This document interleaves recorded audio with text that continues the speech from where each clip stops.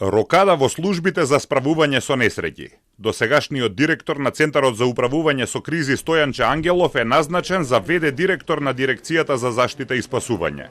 Ангелов доаѓа на местото на Джеват Селами, кој е во домашен притвор во истрагата за пожарот во дискотеката Пулс во Кочани, во кој загинаа 62 млади луѓе.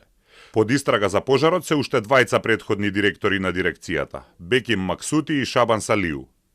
Мухамет Али, досегашен вработен во Дирекцијата за заштита и спасување, пак доаѓа на местото на Ангелов. Од денеска е ВД директор на Центарот за управување со кризи.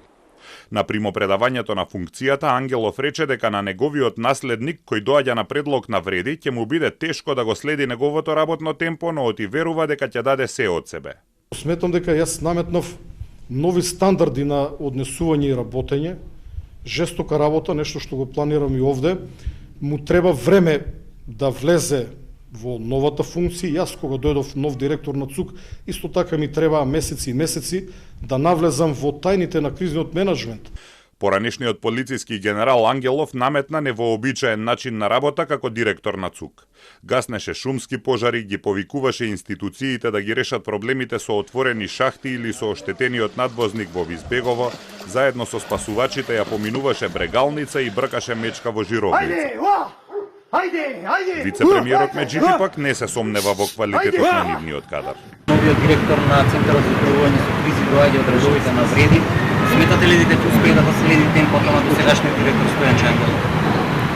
Може и да го надмине. Ангелов вели дека Дирекцијата за заштита и спасување, каде што сега доаѓа, долго време е во агонија. Нема пилоти, има проблеми со сервисот на противпожарните авиони, има недостиг на квалитетен кадар, опрема и обука и оти заедно со способните луѓе од институцијата, тој планира да ги реши проблемите. Тој најави дека ќе може одвнатре да ја разгледа институцијата каде што доаѓа, ќе ги детектира слабостите кои ќе бидат отстранети во новата институција која ќе се формира по спојувањето на Центарот за управување со кризи и Дирекцијата за заштита и спасување.